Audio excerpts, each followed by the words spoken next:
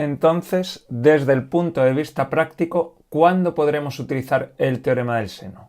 Vemos que aunque el teorema parezca una sola ecuación, en realidad de aquí puedo sacar tres ecuaciones. La primera, que esta parte de aquí es igual a esta de aquí, que sería a partido seno de a igual a ¿quién? A b partido seno de b. O bien podría igualar a ¿quién? Podría igualar a partido seno de a, igualarlo con ¿quién? Con c partido seno de c. Y por último también podría igualar b y c. Poner que b partido seno de b es igual a c partido seno de c.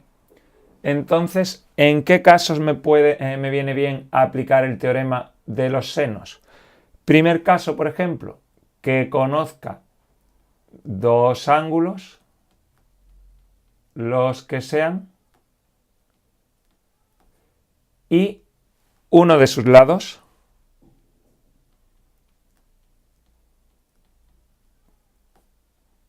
Si yo conozco, por ejemplo, los ángulos A y B y uno de estos lados, el lado A o el lado B, pues por ejemplo, conozco ángulo A, conozco ángulo B, conozco el lado A, podré despejar el lado B. O sea que con dos ángulos y un lado podré despejar otro lado. O aquí, por ejemplo, si tengo el ángulo A y el ángulo C y conozco el lado C, podré despejar el lado A. Y lo mismo pasaría con la ecuación de abajo. ¿Qué otro caso se nos puede presentar? Pues cuando en vez de conocer dos ángulos conozco dos lados y el ángulo de uno de ellos.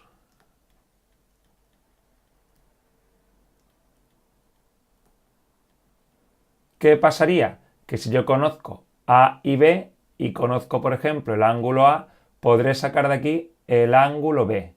O si conozco A y C y, por ejemplo, el ángulo C, podré sacar el ángulo A.